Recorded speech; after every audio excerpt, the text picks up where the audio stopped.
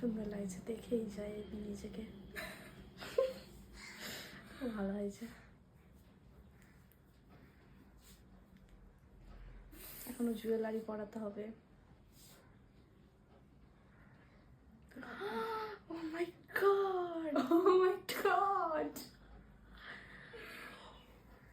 চুমু তোমায়, চুমু তোমাকে, চুমু।